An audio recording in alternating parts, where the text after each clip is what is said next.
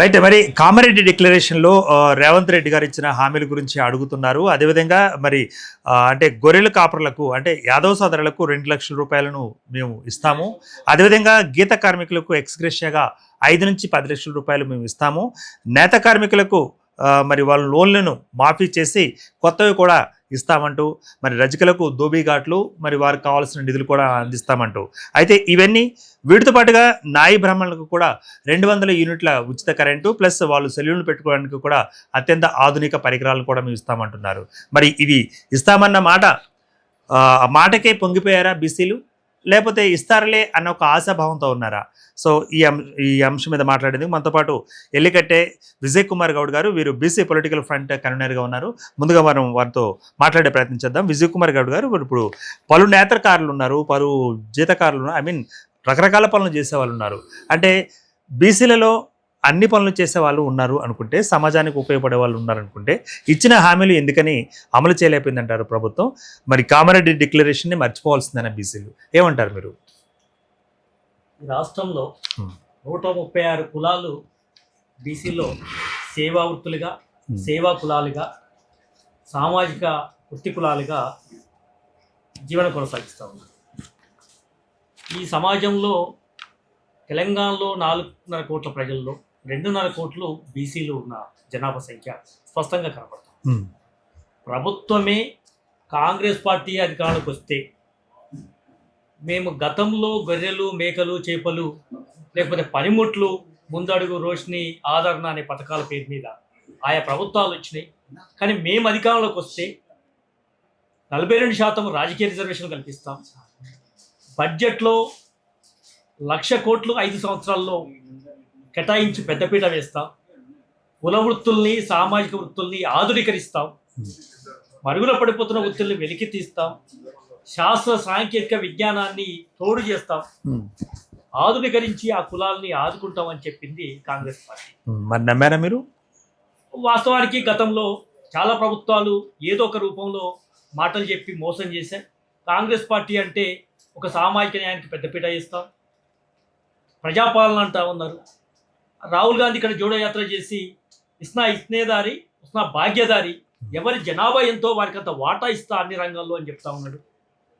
ఇది తెలంగాణ రాష్ట్రంలో ఏర్పడిన తర్వాత కొంత నష్టపోయినా, నీళ్లు, నిధులు, నియామకాల పేరు మీద నష్టపోయినా కూడా బీసీలకు పెద్దపీట వేస్తారు. ఇక్కడ రాష్ట్రంలో వెలమ రెడ్ల తర్వాత అత్యధిక జనాభా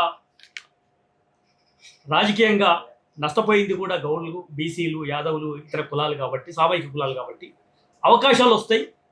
ఆంధ్రలో ఉన్న, రాయలసీమలో ఉన్న కమ్మలు, చౌదరులు, రెడ్లు ఉమ్మడి ఆంధ్రప్రదేశ్లో నష్టం చేసిన తెలంగాణలో బీసీలకు రాజకీయ అవకాశాలు వస్తాయని మేము నమ్మాం. రాజకీయం ద్వారానే, చట్టసభల ద్వారానే ఆర్థికంగా బడ్జెట్ కూడా కేటాయింపులు జరుగుతాయని ప్రధాన విశ్వాసం. వడ్డించేవాడు మనవాడు ఏడ ఉంటే ఆడ ఒక 2 మెతుకులు 2 బుక్కలు ఎక్కువ దొరుకుతాయి. అంటే మనం చట్టసభలకు వెళితే శత్రు బలహీనంగా ఉన్నప్పుడు మన ప్రాతినిధ్యం పెరుగుతుంది. పెరిగిన తర్వాత అధికారంలో కానీ ఆర్థికంలో కూడా మనకు వాటా దక్కుతుందని మేము అనుకున్నాం, నమ్మాం. కానీ కాంగ్రెస్ పార్టీ అధికారంలోకి వచ్చిన తర్వాత ఓట్లు వేసుకోవడానికి బీసీలు ఉపయోగపడ్డారు, అధికారంలో కూర్చోబెట్టడానికి బీసీలు ఉపయోగపడ్డారు. మీరు ఇచ్చిన కాంగ్రెస్ మేనిఫెస్టో అది చట్టబుద్ధలో వేసిన పరిస్థితి ఇవాళ కనపడుతుంది. రైట్. అంటే ఇప్పుడు మనకి బీసీలు అంటే ఒక కేవలం ఓటు బ్యాంకులేనా? మరి బీసీలు అంటే కేవలం కట్టప్పులుగా పనిచేసే వాళ్ళేనా? లేకపోతే మేము సైతం రాజ్యాధికారం చేస్తాం, మేము కూడా చేసి చూపిస్తాం, మా జనానికి మేము మరి ఇచ్చిన హామీలను కూడా నెరవేరుస్తాం అనే నాయకులు ఉన్నారా? అదే కాంగ్రెస్ పార్టీ ఇప్పుడున్న పిసిసి అధ్యక్షుడిగా మహేష్ కుమార్ గౌడ్ కాంగ్రెస్ పార్టీ మేనిఫెస్టో తనే చదివాడు కామారెడ్డి. బీసీల కులవృత్తులకు సంబంధించిన దాంట్లో గౌళ్ళు చెట్ల మించలు పడి చనిపోయిన కుటుంబాలకి గత ప్రభుత్వం 5 లక్షలు ఇస్తే మేము వచ్చిన తర్వాత 10 లక్షలు ఇస్తామని చెప్పి, వచ్చిన నాటి నుంచి 10 లక్షలు ఇస్తామని చెప్పింది. కులవృత్తులు నష్టపోతా ఉంటే వాడికి పెద్దపీట వేసి చనిపోయిన కుటుంబాలకు కూడా ఎక్స్గ్రేషియా ఇవ్వని పరిస్థితి ఈ రాష్ట్రంలో చూస్తాం. ఏటా 1000 మంది చచ్చిపోతున్నారు తాటి చెట్లు ఎక్కి.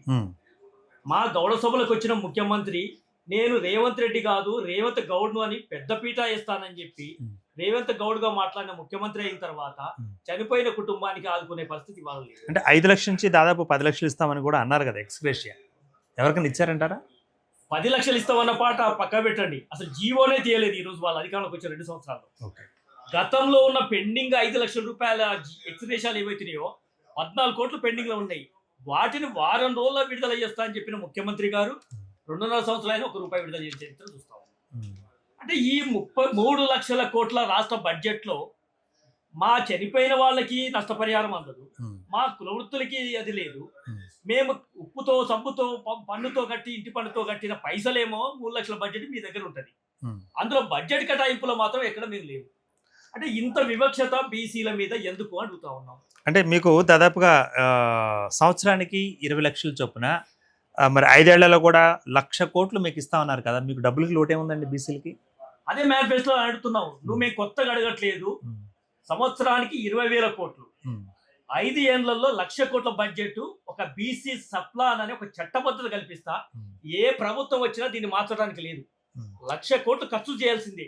అలాంటి చట్టాన్ని ఒక బిల్లును తీసుకొచ్చి చట్టబద్ధత కల్పించి ఖర్చు చేస్తా అన్నది ఈ కాంగ్రెస్ పార్టీ. మరి ఇప్పటికి 2 ఏళ్ళు పూర్తి చేసుకుంది కదా, మరి 2 ఏళ్ల కాలంలో ఏమన్నా ఏర్పాట్లు చేసిందా ఆ పథకం ఈ ఇవ్వడానికి? 2 ఏళ్ల కాలంలో సంవత్సరానికి 1000 కోట్ల చొప్పున 2,000 కోట్లు ఇచ్చింది. 40,000 కోట్లు ఇస్తామని చెప్పింది. దాంట్లో 38 కోట్లు సున్నా పెట్టింది. ఇదే కదా ఇవాళ సాక్ష్యం. కాగ్ రిపోర్ట్ చెప్పింది, మేము చెప్పట్లేదు. అసెంబ్లీలో ఖర్చు పెట్టిన విధానము కాగ్ రిపోర్ట్ చెప్తుంది. 2,000 కోట్లు బీసీలకు 2 సంవత్సరాలు ఖర్చు పెట్టిందని చెప్పి. అంటే ఓట్లేసే కాడ మేము కావాలి, కేటాయింపుల దగ్గర మేము ఉండలేమంటే ఇంతకన్నా వివక్షత ఇంకేం కావాలి? రైట్. అంటే దీనికి సంబంధించి ఓట్లు మావి, సీట్లు మీవి, సో మళ్ళీ హామీలేమో మాకు, మరి రిక్తహస్తాలు మరి మాకు, అంటే మాకు ఇచ్చింది ఏమి లేదు అంటూ కూడా తన యొక్క అభిప్రాయాన్ని వ్యక్తీకరించారు ఎలిగెట్టె విజయ్ కుమార్ గౌడ్ గారు. వీరు బీసీ పొలిటికల్ ఫ్రంట్ కన్వీనర్గా పనిచేస్తున్నారు. సో అన్ని హామీలు ఇచ్చిన సబ్బండ కులాలకు, సబ్బండ వర్గాలకు హామీ ఇచ్చిన మరి ఆ హామీ 2 ఏళ్ల కాలంలో కూడా ఇంకా హామీలుగానే ఉన్నాయి. కొన్ని మాత్రమే అరకొరగా నిధులను ఆ యొక్క నిధులను చేయి విధించినట్టుగా విధించడం జరిగింది అంటూ కూడా చెప్పడం జరుగుతుంది. మరి 20,000 కోట్లు సంవత్సరానికి ఇవ్వాల్సింది మరి ఇప్పుడు చూసుకున్నట్లయితే 40,000 కోట్లు ఇవ్వాలి, కానీ అంతంత మాత్రంగా ఇచ్చారంటూ కూడా చెప్తున్నారు. సో పూర్తి స్థాయిలో మరి నిధులను విడుదల చేస్తారా, లేకపోతే మళ్ళీ ఏం చేయబోతున్నారు, ఉన్న పథకాలకి డబ్బులు ఇవ్వంటారా అన్న అనుమానాన్ని కూడా వ్యక్తం చేశారు విజయ్ కుమార్ గౌడ్ గారు. వీరు బీసీ పొలిటికల్ ఫ్రంట్ కన్వీనర్.